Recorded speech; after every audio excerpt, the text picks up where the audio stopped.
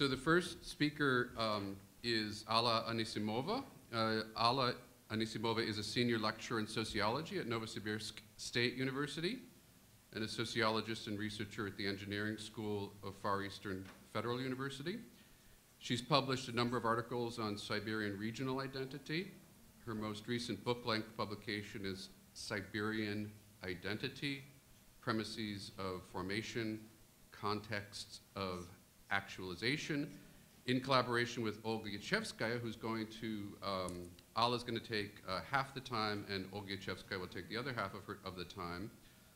So I'll just introduce both. Olga Yachevskaya, PhD, is a docent at Novosibirsk State University and a researcher at the Institute of Economics and Industrial Engineering in Novosibirsk.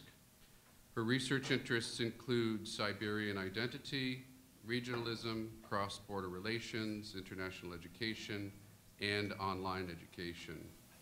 She's the author of 40 publications, including the co-authored book with Anisimova, Siberian Identity, Premises of Formation, Contexts of Actualization.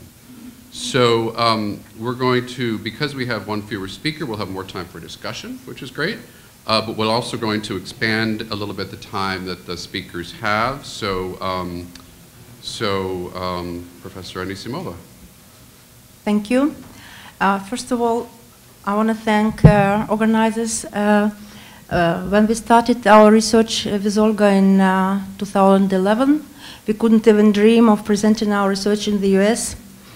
And in fact, it's a good example of if something actually take for your soul, like if you have passion for something that you are doing, then these things really, bring you somewhere, and you live with this, and you get, well, certain success, I suppose. So let me briefly tell you how it's all started. Actually, the first thing which bring us to the interest in Siberian regional identity, although before we had a project on social identities in transforming societies, also together with Olga, sponsored by Soros Foundation. But how we came actually to study Siberia, where we live, where we were born. All Russia census of 2010 is famous for internet campaign, which was called I'm Siberian, and the organizers and activists of this campaign asked people, inhabitants of Siberia, to answer nationality Siberian. You know that in census list you have this graph, what is your nationality? And of course, organizers of the census expected that you will put Russian or Tatar or whoever. But the idea of this activist was that we, inhabitants of Siberia, should put in this line nationality Siberian, Я Сибиряк. And there was internet movement, Real Siberians, настоящие сибиряки. So, and we were very curious, first of all, just as citizens of Siberia, who are these people who actually are proposing this? Who are they, and what actually Siberian inhabitants think about this? How active will be the support of this internet campaign? And that's how it all started, and we managed to get some money, fundraised from a German foundation, Ebert Foundation, who gave us money for this research, which we done in 3 Siberian cities.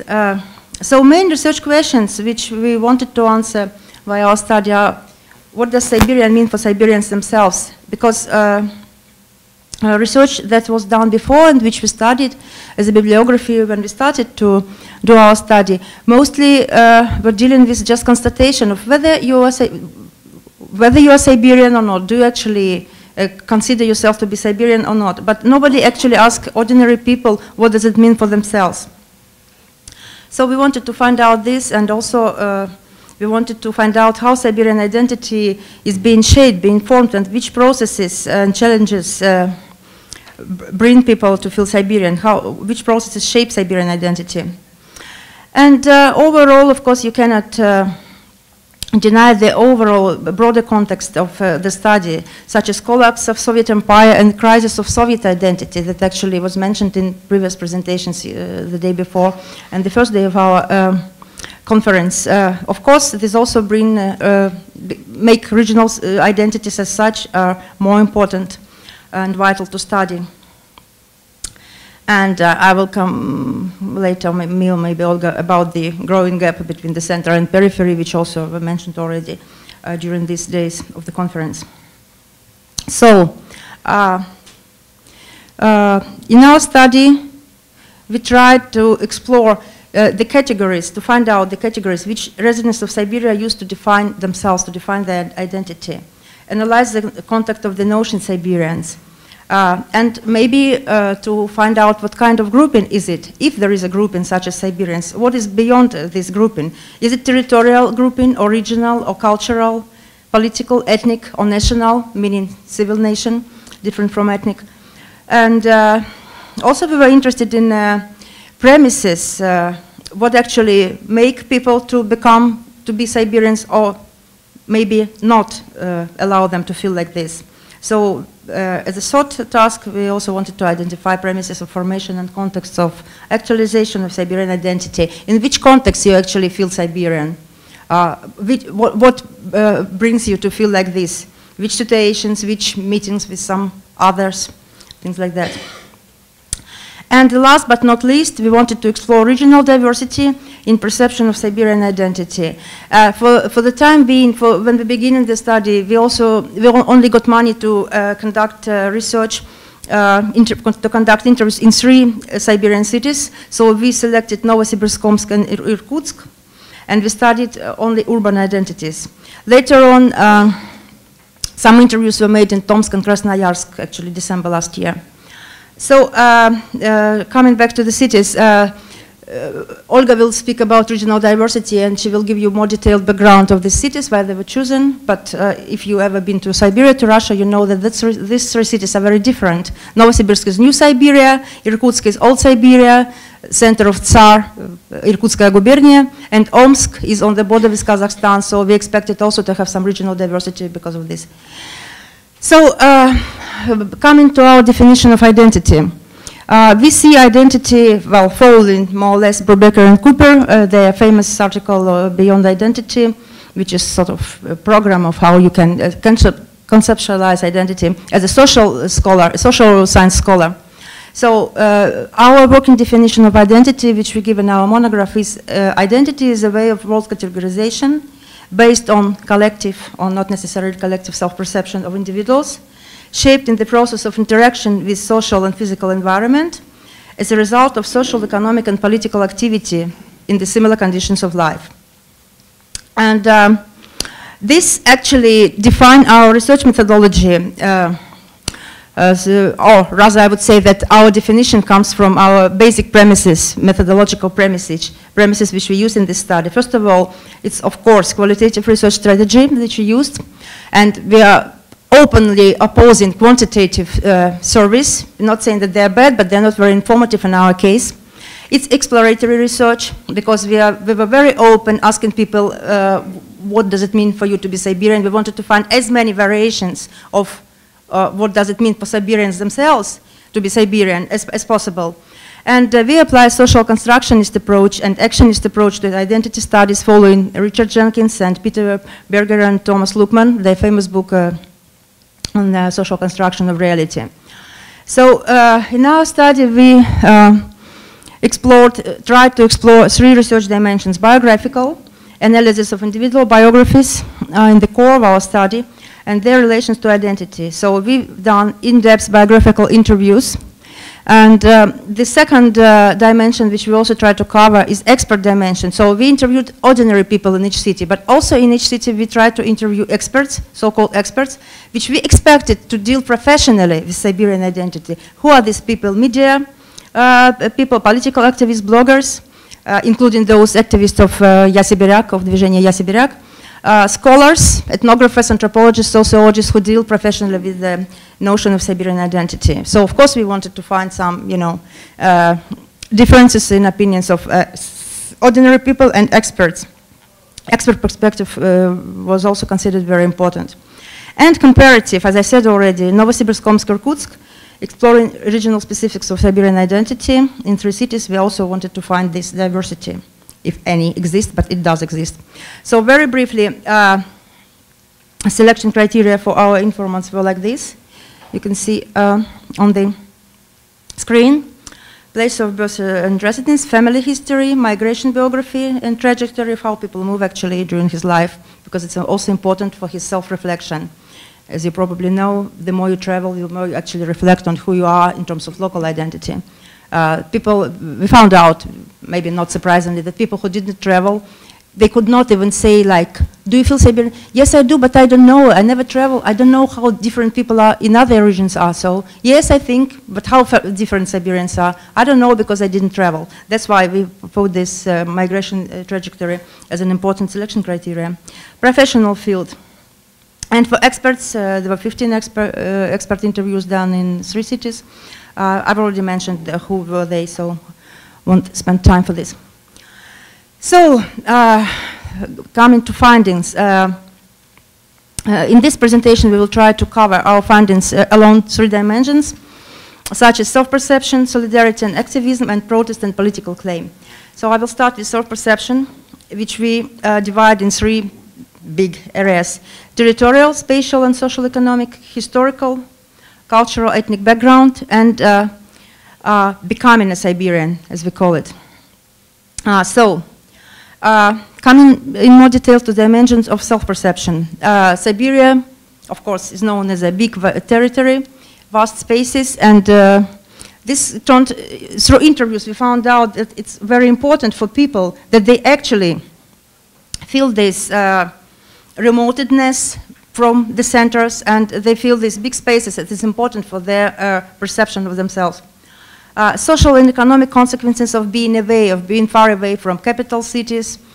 What do we have, and what was mentioned? Underdeveloped infrastructure. People feel that they are away, and it was bad roads, bad communication between Siberian cities. As it was mentioned yesterday by Mark, I think, you cannot even fly, not every day you can fly from Novosibirsk to Yekaterinburg. You either pay higher rates or you go via Moscow. You are forced to go via Moscow, and the idea is it's probably done on purpose by federal power. Social and economic inequality. In comparison to central parts of Russia, they were told to be, more sharp. Like, we feel that we are somewhere away, and nobody actually give a damn anymore about us. That's what people said in the interviews. Like, central power is not interested in developing Siberia. That's the perception, as it used to be in Soviet times. We cannot cover the Soviet time period in this presentation because of the shortage of time, but in questions, we will tell you that's another very interesting story of how things changed since Soviet time. Cultural and historical background. Yes, Siberia is known as a free land of free people, no serfdom ever. Spirit of freedom, people would escape from central parts of Russia to get some free land, and that's one thing. Then there were exiles who also were quite peculiar, special people, apparently with their peculiar understanding of freedom as well. So it's all still there. People still think that they're far from Moscow, and that makes them peculiar, that they have this spirit of freedom.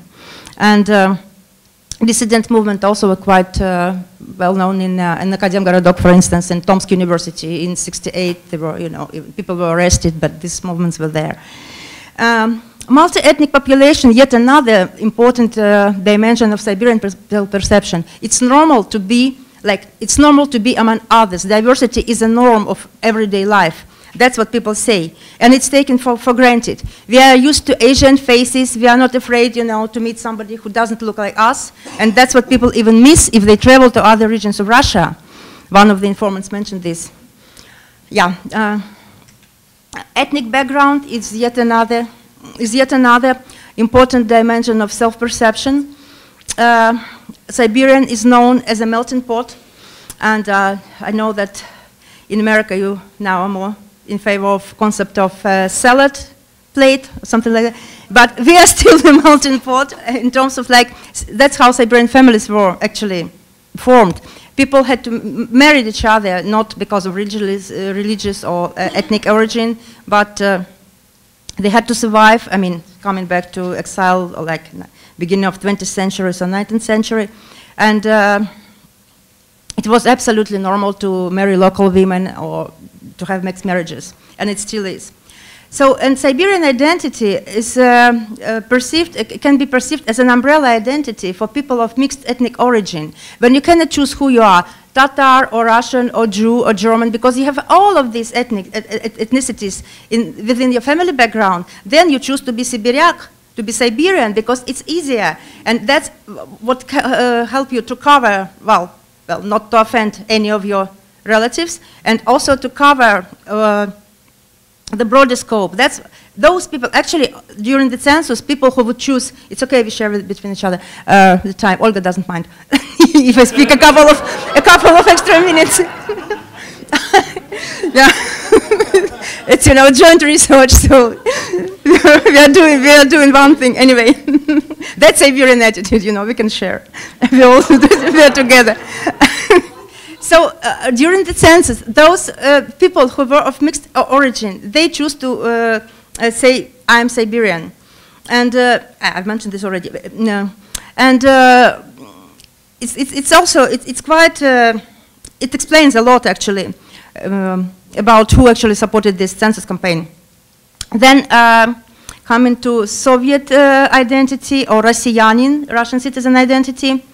Yet another version of Siberian identity revealed was that Siberian identity is seen as one of supranational identities, among others, such as Russian citizen, Россиянин, or Soviet person. Soviet person, советский человек, of course, more for people of elder generation, for informants of elder generation. They would say us, I still feel that I'm советский человек. We didn't have any ethnic differences during Soviet Union. There was no chauvinism in Siberia. There was no anti-Semitism. There was no other chauvinistic trends. And that's why also we feel that we are different as Siberians. We are not so chauvinists.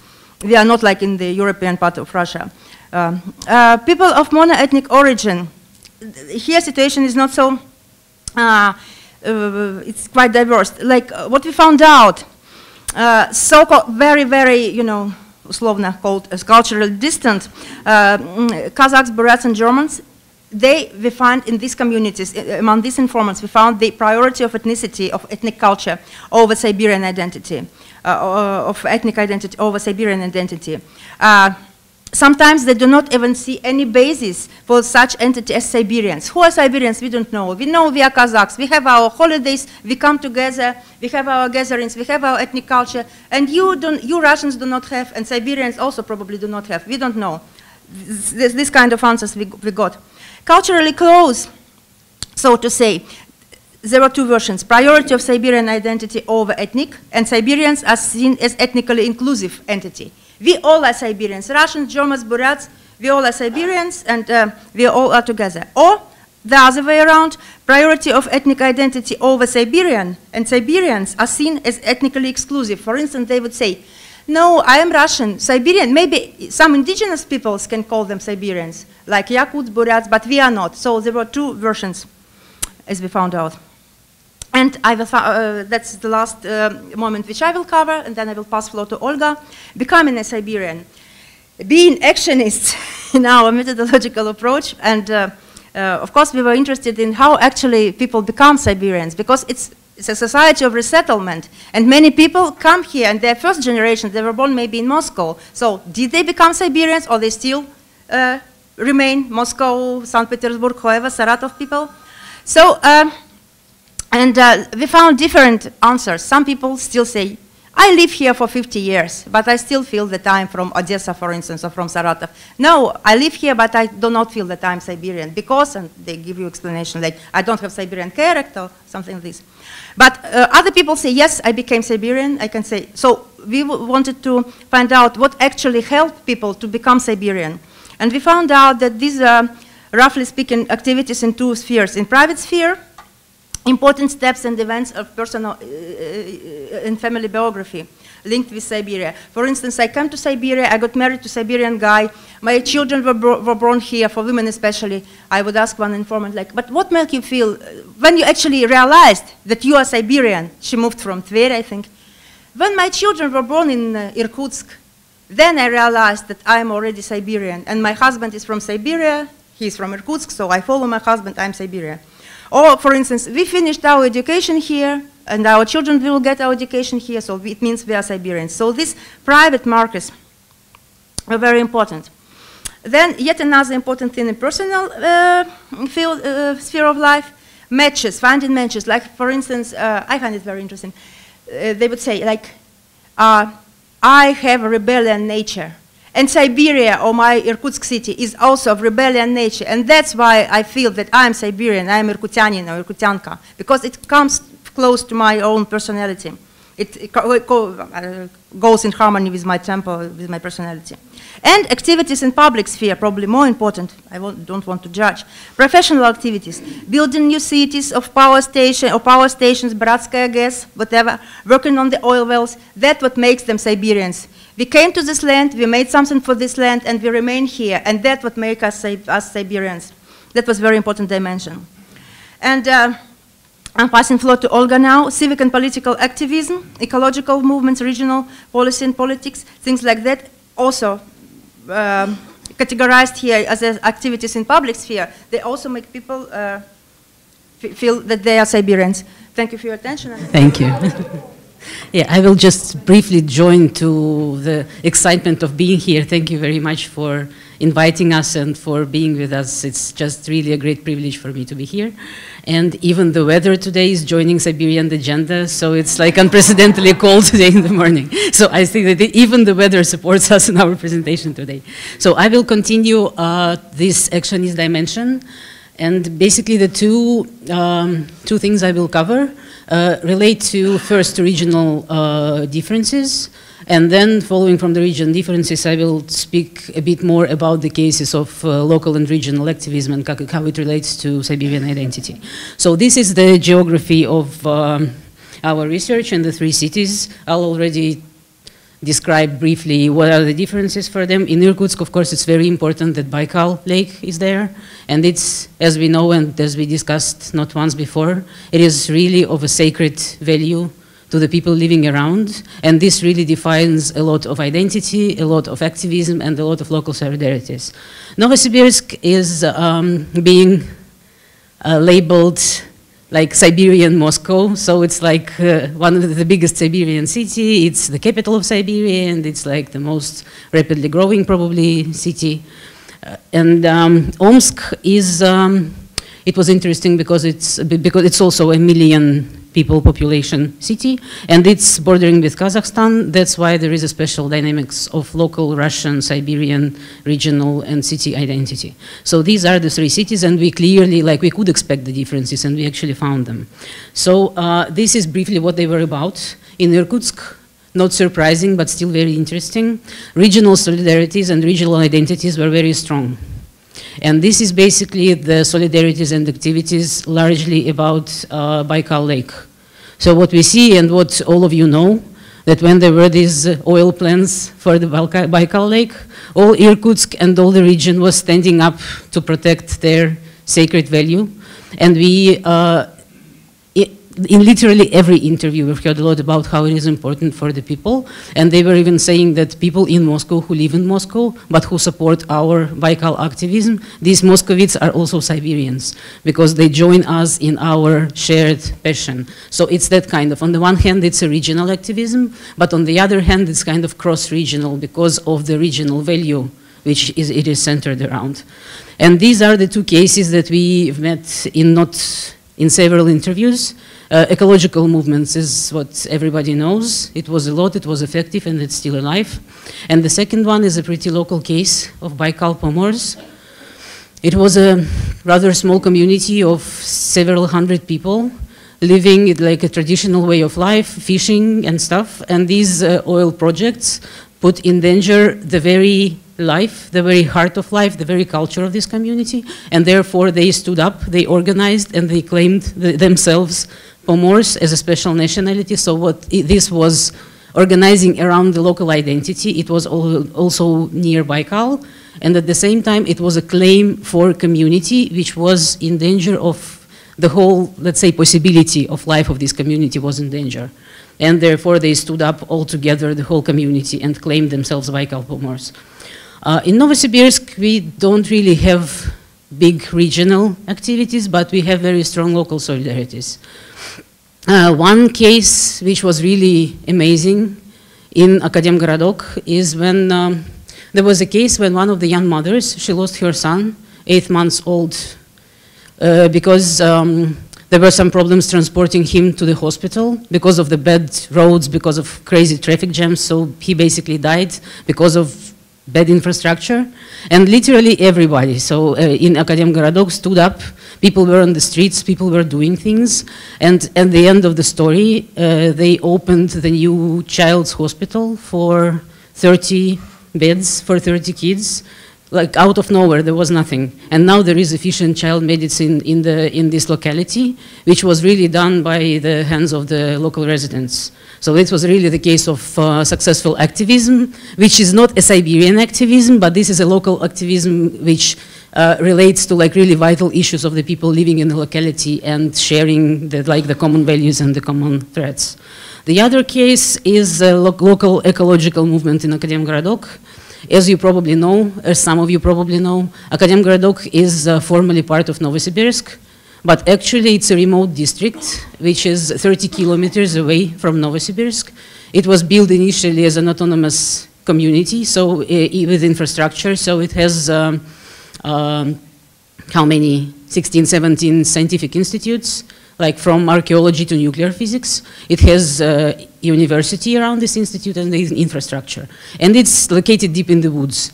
And these woods are really like identity forming. So people living in the woods, people friends to squirrels and stuff like that. So, and these woods are really important for self-perception of the people in this locality. And when there were these big planning projects about high density construction, many people were out on the streets to protect their woods and to protect the nature they live in. So these are the cases of quite successful local solidarities making the small changes on the local level. What we noticed in Omsk, it was really like quite surprising and a bit sad situation that there were no successful cases of activism, and the identity was not regional and local, but the identity was related to city. The city of Omsk, and the city of Omsk famous as the motherland of Siberian Crown beer or avant-garde ice hockey club. So it's basically the branding in that way, but there were some kind of high level of criticism and protest, but low level of grassroots activism for some reason. So this is the biggest discrepancy. We can discuss why it could happen. And these are the protest and political claim, then the final aspect which I am going to cover. Siberian identity, importantly, one of the dimensions is a protest and is a claim in front of the center just to stand up and to see that we are here, we are noticed, we have our interest, we want to be seen and we want to be recognized. So we see in every interview, we see the recognition of asymmetry and the perception of asymmetry and the frustration with the asymmetry of relations between the federal center and the region, which is like the roads, the travels, the taxes. So when the Moscow capital comes, buys local enterprises, but the taxes are paid in the center. So therefore, basically everything is taken from the region, as people say, but nothing really comes back. And this is how people like see it around them in their daily lives, and they feel this colonial attitude from the center to Siberia. And we see, as a result, we see the protests of local population and actualization of Siberian identity. But basically what we see, again, Siberian identity is growing from this injustice, this feeling of injustice and this asymmetry. But basically we we see the high level of protesting attitudes, but quite level of actual activity growing from this protest. So there is a discrepancy between dissatisfaction and action about it. So we see that people organize and act around the vital issues, which are really like like babies, like medicine, which really touch everyone. But Siberian identity is a good ground for let's say, the joint thinking and protest, but so far it's quite a weak ground for collective action. We even saw the funny situation when the activists of this Siberian nationality, they couldn't agree on the shape of Siberian flag, and therefore the 7 people could not come in the one column because they were like conceptually disagreeing about what is the shape of the flag they need to hold when they are out on the demonstration. So this is kind of not quite funny, but whatever. And yes, and what we see are the two, this is basically the last slide.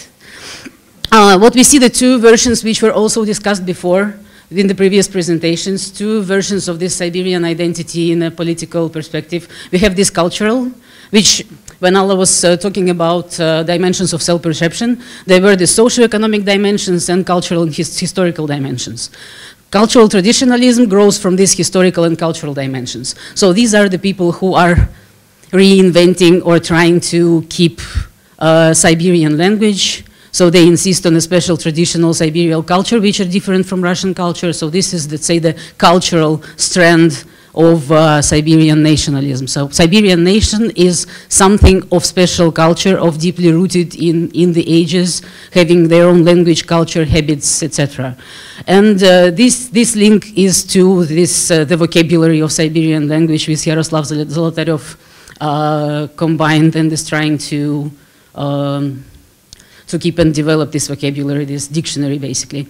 And the second strand is the more of a political, so it's the claim for real federalism, which is the, as some of our informants told us, it's the form of not quite blackmailing, but communicating to the center, saying that basically there must be more balanced distribution of taxes, much more balanced distribution of incomes from the resources, and this is, this link leads to the film, which was made by the two Siberian activists, Artem Loskutov and Dmitry Margolin. The film is called Oil for Nothing, Нефть в обмен на ничего, and it's like a 50 minutes long documentary depicting the life of Siberia and showing the cases of this imbalance of center and region relationships.